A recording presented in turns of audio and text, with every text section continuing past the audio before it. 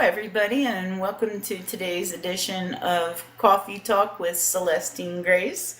And we have our guest hostess today, who is my dear friend Christy. Yay! And today we're interviewing Chester Bennington, who, if you're not familiar with, was the lead singer of Linkin Park. When you were here, I said is. And there's a whole lot of people here with Chester, and we have questions, and Chester's just a great spirit, and of course his best friend and dear companion Chris Cornell is with us as well. All right, so as you're all familiar, thank you, by the way, for my little hiatus, and we're just going to say hi. I missed you all. I allow my guests to pick the music that they would think that represented, their life or their message or why they left or how they left. And here is Chester's at 2:22 p.m. Were the signs I know? Can I help you not to hurt anymore? We saw brilliance when the world was asleep. There are things that we can have but can't keep. If they say, who cares if one more light goes out in the sky of a million stars? It flickers, flickers. Who cares when someone's time runs out? If a moment is all we are, or quicker, quicker. Who cares if one more light goes out? Well, I do. A reminder.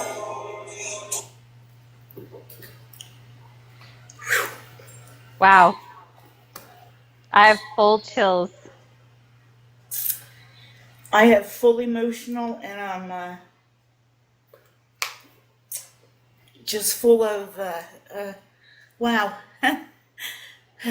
That's quite the telling song.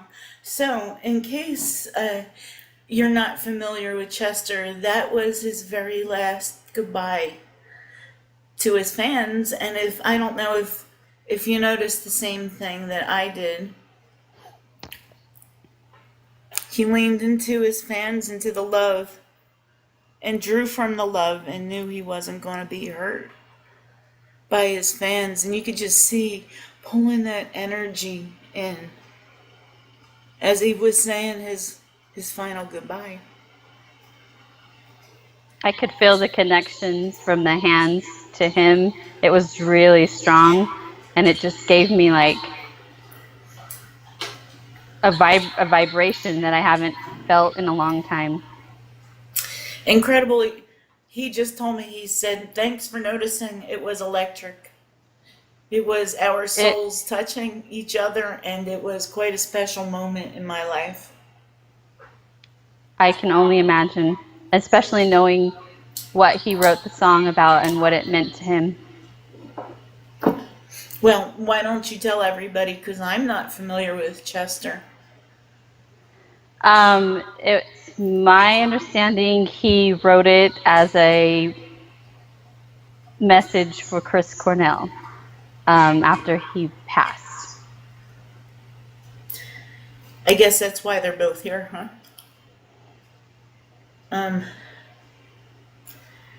Whew. He's affirming that, yes, that's exactly what that was for and what it was about, to help him channel his grief, and that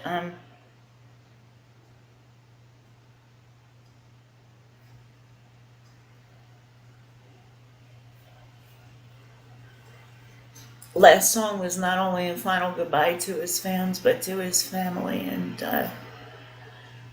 at that point, he says he felt free. Like all the depression and all the heaviness and all the missing, when he made that decision that he no longer wanted to be in this plane, he felt free.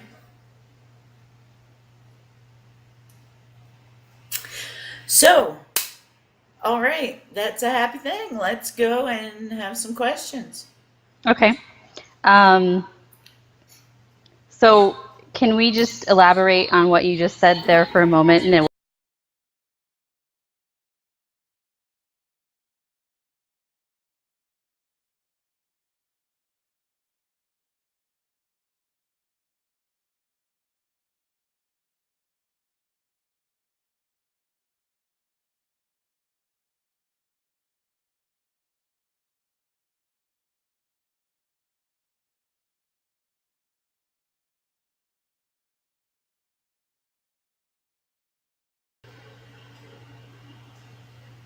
can he explain his death experience and what it was like for him to transition?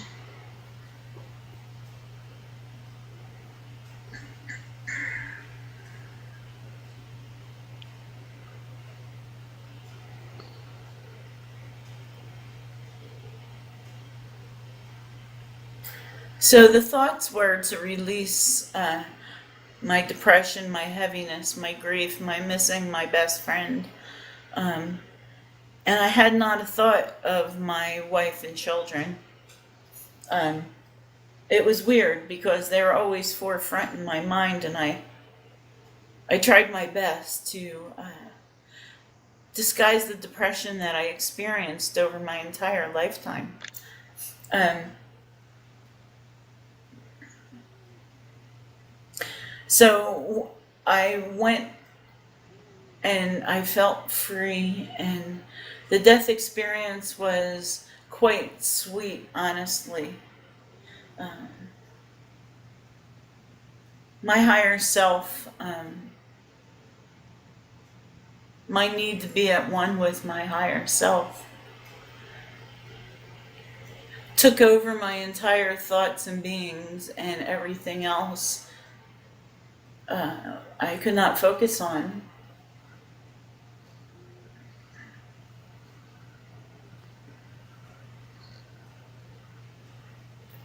And then I couldn't breathe.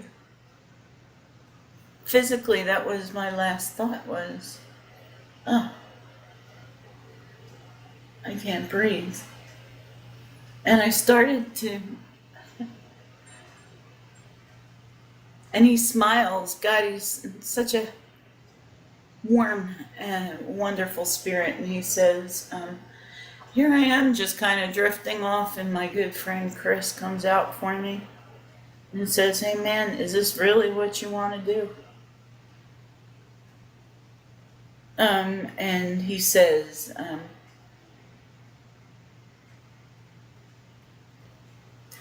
at that moment, I was brought back to awareness of what my body and had happened to my body. So we both looked down at the vessel.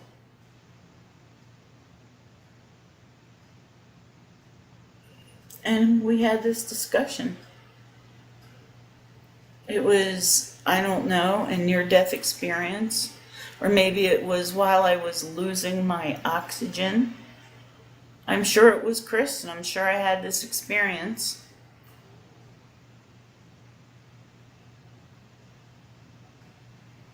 He told me what it was like to leave his family. And that would be the same thing that I would face, it would relive, would experience over there. And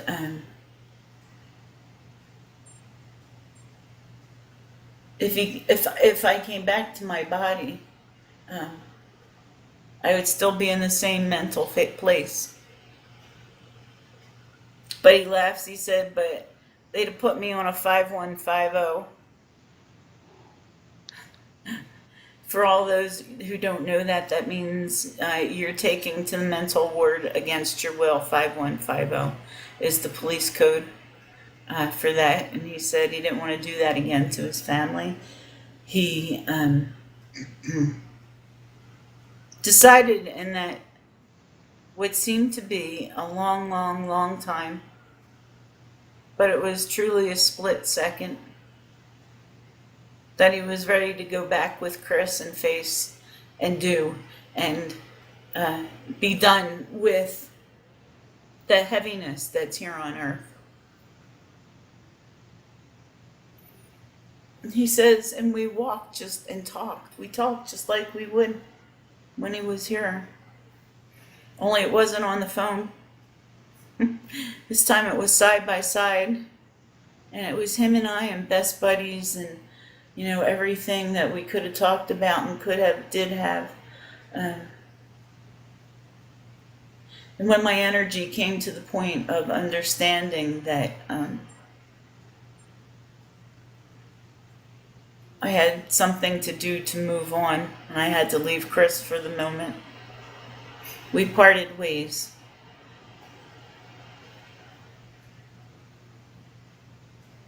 And that's when I was taken to what many refer to as the, the review room. It's like this massive movie theater with amazing screens and everything in your life, every moment, every second, every emotion, every disappointment, every joy, everything is played. And not only do you see it, I'm going to say the fucked up, but amazing part about it is that you feel everything you made people feel. I felt the pain I caused by leaving the way I did.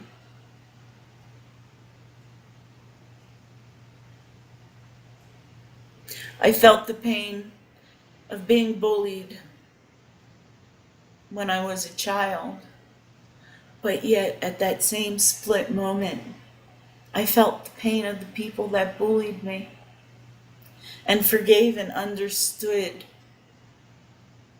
the reason why we chose that contract that did affect me my entire existence on earth.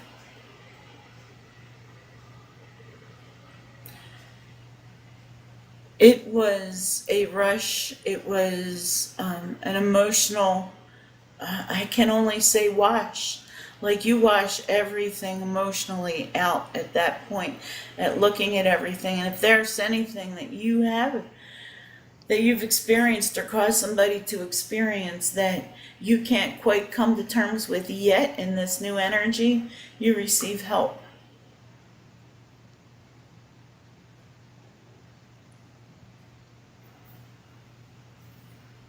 I'm still receiving help.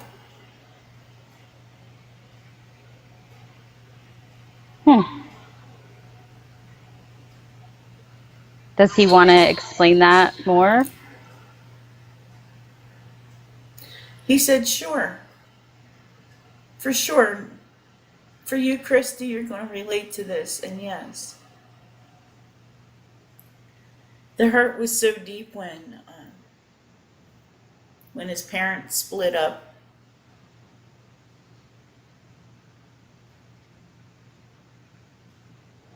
The hurt was so deep that he was smaller and skinnier and weirder looking.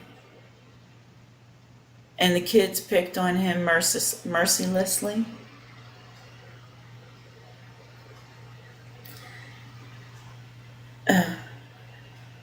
The relationship that he wanted to have with his dad and couldn't. He says when he remarried, I felt like an outsider. That kind of hurt is what I'm still processing. I do understand that. He says, I'm still processing it. But the wonderful thing is, I can still be with my fans. I can still be with my beautiful children and my most wonderful wife at the same time. And with my best bud, Chris Cornell, at the same time, I can be with you. And with Eric, my soul is still absorbing everything it needs to process all of that. So I chose not to return yet. Okay.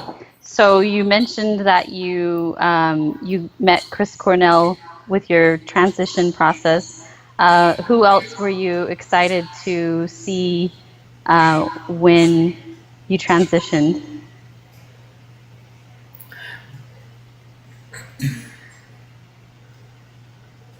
Excited might be the wrong word. Maybe Well, looking forward to.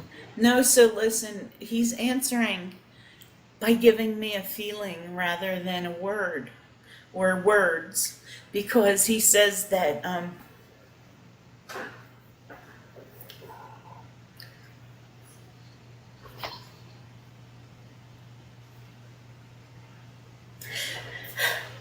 there are no human words to describe the feeling that you get when you're home. I mean, truly home.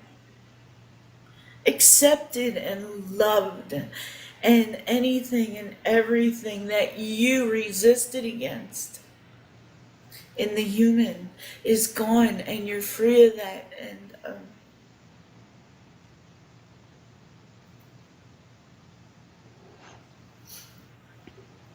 he laughed and he said, "You know that rock and roll band that the song talks about?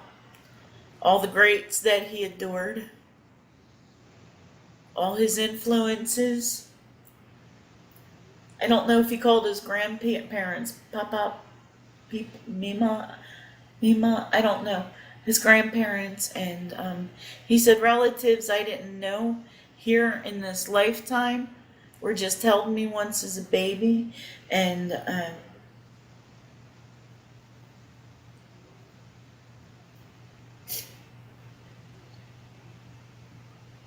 Eric."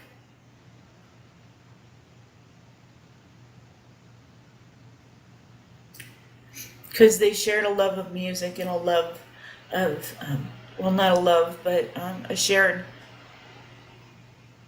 inability to climb out of that depressive state, which led them to take their own lives. So, yeah, and this feeling of home that he gives me, all I can describe it is when you're young and you feel so safe and you're warm and you're tucked in, or it's a family gathering and everybody's laughing and having a good time, and I mean, it's the best feeling ever. Awesome. Thank you. Hmm. Um, this next question was submitted by Michaela Ruckert, Hmm. and she would like to know if there was any foul play concerning your death. No. Okay. And as a follow-up to that, right before you pass, a couple of days before you passed, there was an interview with Mike Shinoda, and you made the comment that you recently found out some bad news. Can you explain what that news was?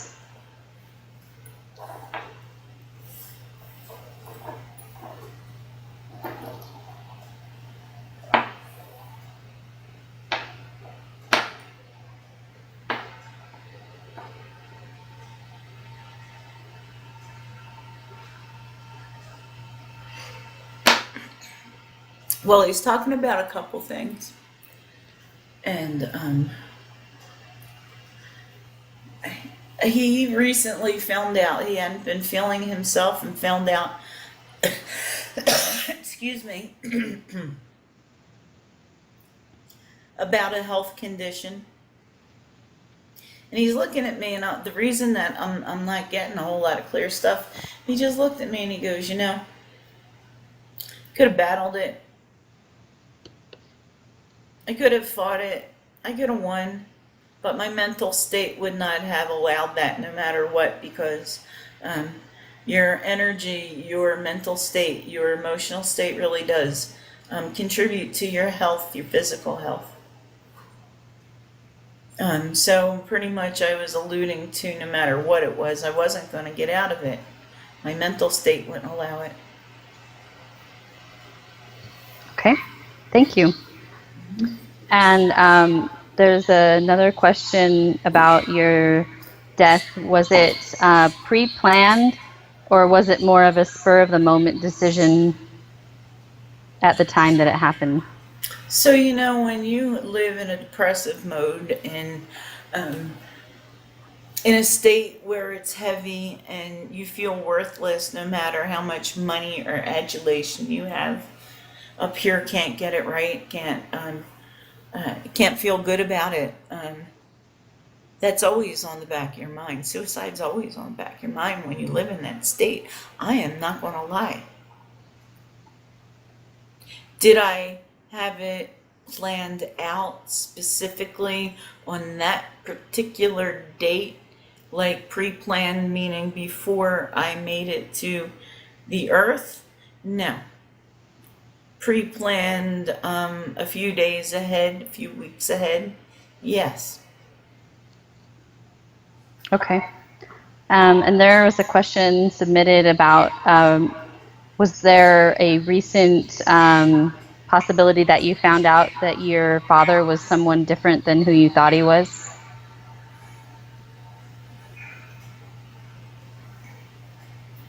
He says, man, I had so much going on at that particular time. So much. My emotions couldn't let me out of a dark place. That ridiculousness would not have made any or have any weight on my decision. It didn't even enter my thought. It's almost like when you see yourself on one of those tabloid magazines. That's what it was. It's generated. It's not true. It wouldn't enter. It just never entered my energy because no, it's not true. Okay, thank you.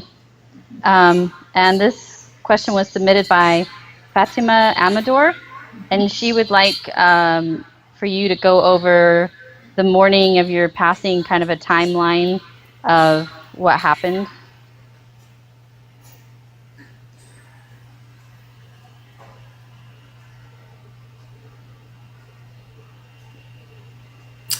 So he's getting up and he's pacing back and forth, kind of with his hands behind his back, like Eric does.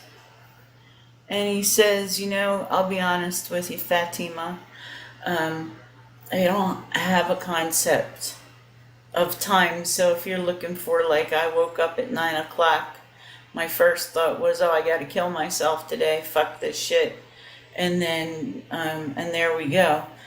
At 9:30 a.m. I decided this was it and I was going.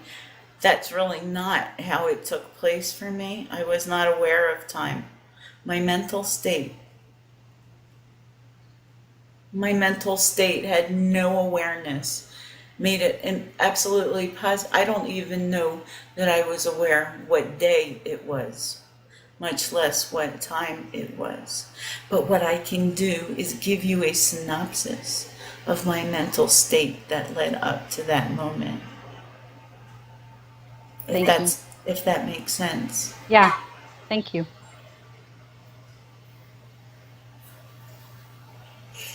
Man, he had a headache like no other. And he's making me feel like it was related to too much of something. I think too much of a couple things. I almost feel like I get a hangover. Okay.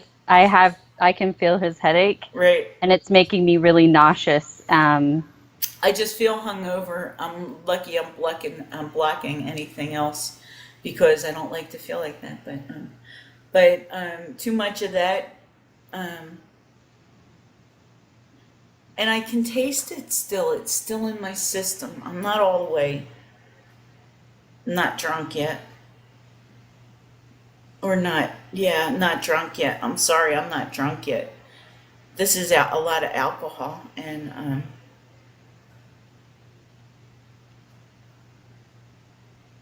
I feel like I gotta take a swig of something to become even. You know what I mean? Like when you have to get out of bed and you're so hungover, you're still drunk or whatever, you need to take the hair of the dog so you can just like get your body system back in alignment so you can start drinking water to flush it out or whatever. Is kind of how I feel. So and my he is acknowledging that, and he says, you know, alcohol is a depressant. If you're already depressed, if you're already feeling low, alcohol is not the answer, folks. It'll make you go 10 times more the other way then, is what your goal. I mean, if you're looking to alcohol to make you feel better, it's not going to happen. So I popped some medication, some depression medication. Combined with the alcohol? And then I got to a place where I knew my family would be better off without an addict. That my addiction would pull down each and every single one of them. And they're such beautiful, beautiful people and children and my lovely wife, and I did not want to do that again. And I felt Chris's pain.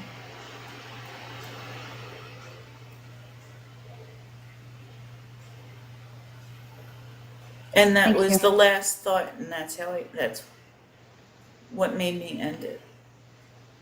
Thank you. Um, this question was submitted by Carol St. Ange, and she mentions that your dad was a police officer and that you always knew you were going to be a rock star, and she wants to know how you made that choice.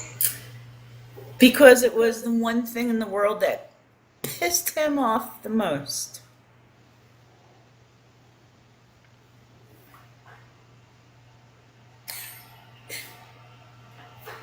That's the answer. Okay. He just looked at me and he goes, we did not have the best relationship. And that was the honest answer. I could pretty much done whatever I wanted. I had the book smarts, but you know, I really had a lot of anger towards my father and my relationship with my father because I really wanted more, and I felt ignored and passed over. And yeah, I got his attention because that was the one thing he hated the most. Okay, thank you. And this question was submitted by Laura. And she would like to know, how do you perceive people now in your life from a spirit perspective?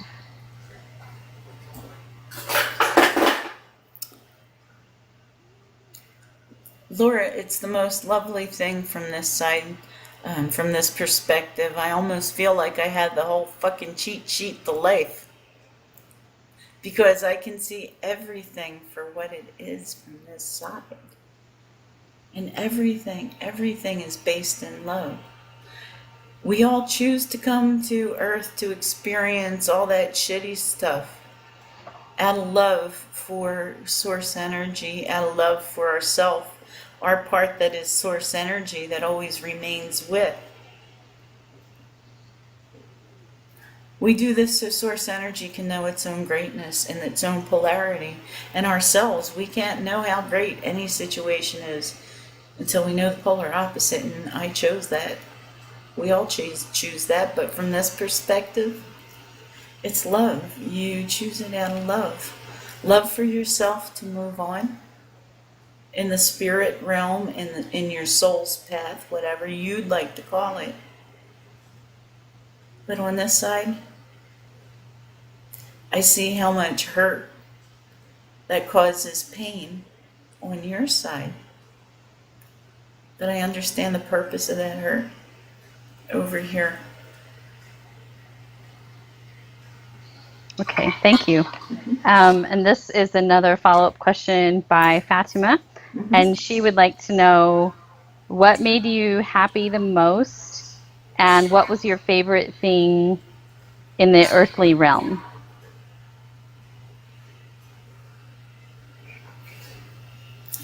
Well, he starts to be very excited and talk excitedly about his children and his family being his most favorite things here on earth.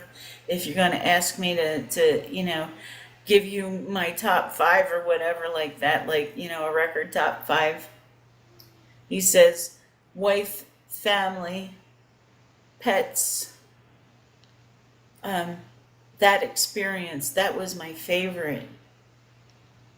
Followed very, very, very, very, very closely and intertwined with music. I could really express my soul through my music and who I was and my thoughts and my feelings.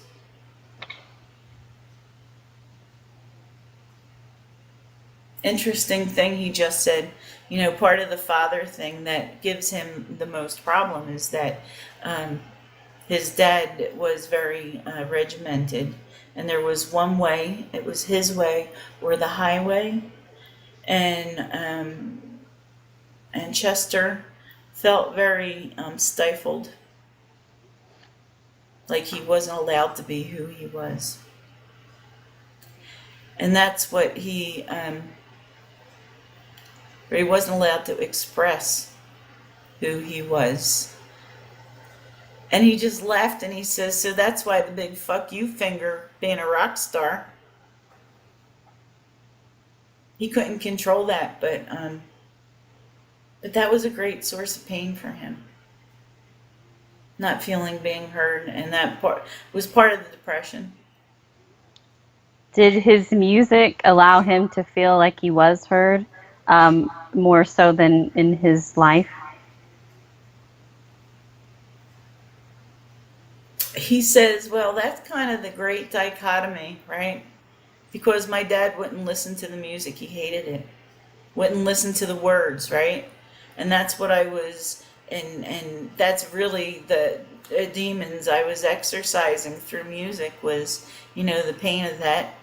But on the flip side, what it did do was gave a lot of people incredible emotion that they could resonate with and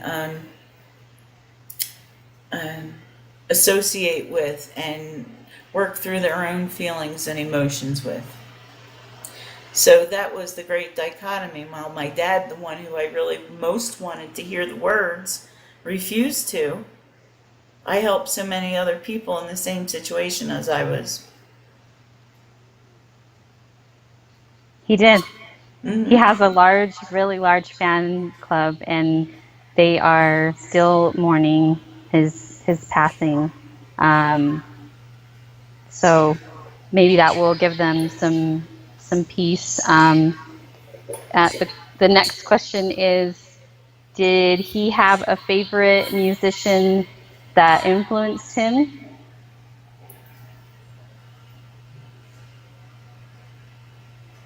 He says, you mean other than the great Chris Cornell? When he was younger,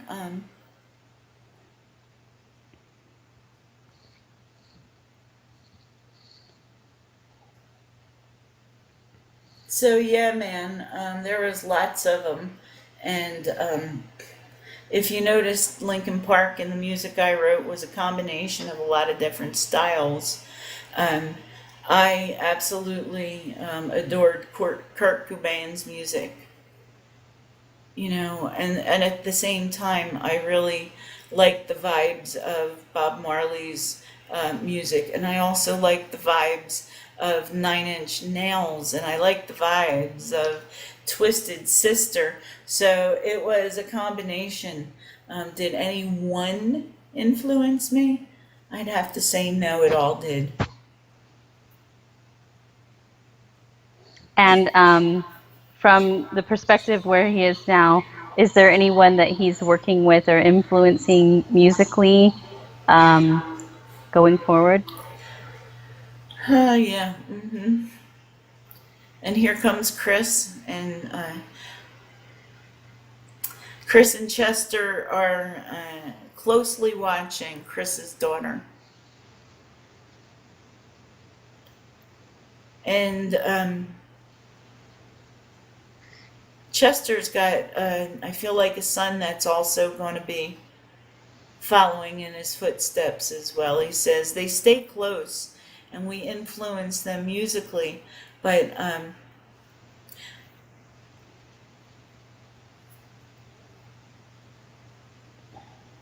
okay, thank you, Chester. So,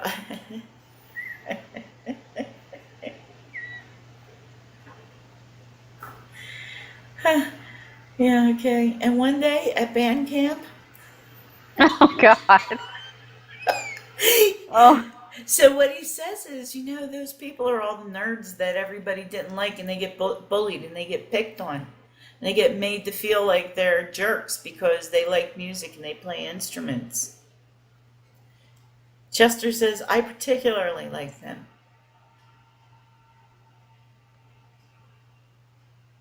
And so the, and Chris is like, I'm down for anything. We hang out.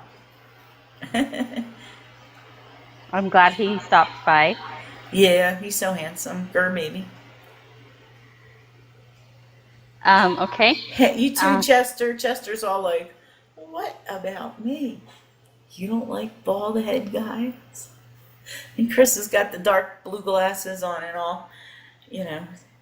So I'm like, and Chester's just giving me a little bit of a hard time because um, Chris's energy is very sexual, I can right? understand that. Right? Chester's energy for me is more like a brother or a friend that I wanted to take under my wing and not have anybody bully him. He's mentioned bullying a couple times during the interview. Does he have a message for kids that might be in that same situation? Oh yeah.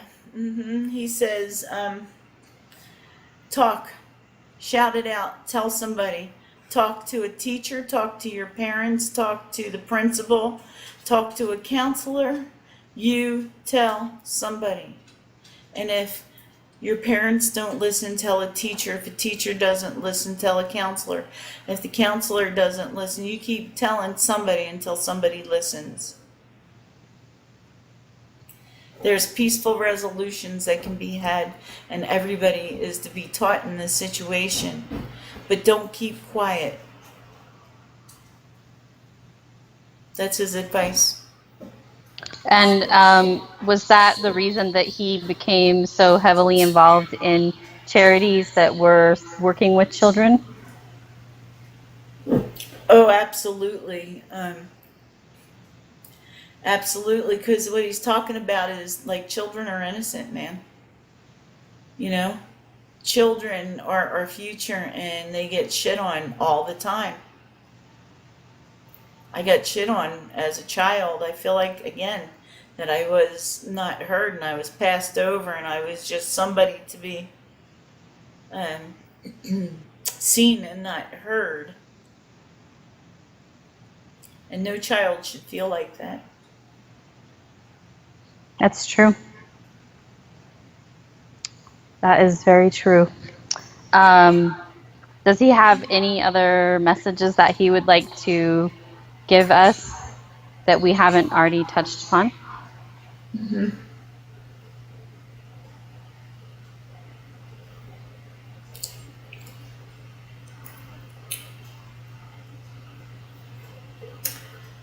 So, the biggest message he wants to put out there or to his wife and kids, and to tell them that he's not left. He watches, he hears them cry,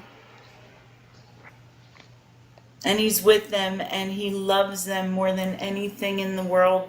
And please forgive the way he left. To find a place in their hearts to forgive him and the act. And know they had absolutely no way of knowing that this was going to happen. And any guilt associated with that must go. So that would mean that they feel like they could have stopped it if they had known that he had an addiction problem or was having deep depression problems and couldn't climb out. Did the depression and addiction problems get worse after Chris passed? Oh, yeah. Yes. I'm not going to go over what he did, okay? It doesn't give anybody any positive stuff he says. But yes, it did. It was magnified. After Chris left, I didn't have anybody to talk to about it. We both talked to each other about how depressed and what it felt like, and how do you get through it, and we were bonded. And Chris just sits back with his legs crossed and he's listening and he agrees. And he says, Chester says that just like Chris, I couldn't climb out of that black hole.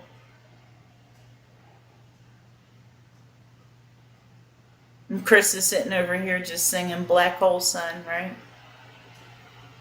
I fell on black days, he's singing. And that's what they shared. Other than, a love of family and music and everything. But that's how they bonded. They really got each other. You can tell from the performances that they made together that they just connected in a way that was beyond words. We shared energy, for sure. And they're happy now. They're sharing energy, and they're together spiritually and everything. And I feel like everybody thinks of a twin soul as a romantic thing, but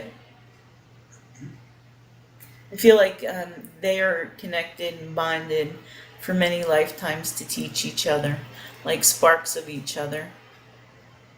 And they said yes. That's a good description of it for the human sense. Okay. So since Chris and Chester have been talking, your screen has been frozen. So can you maybe ask them to fix that?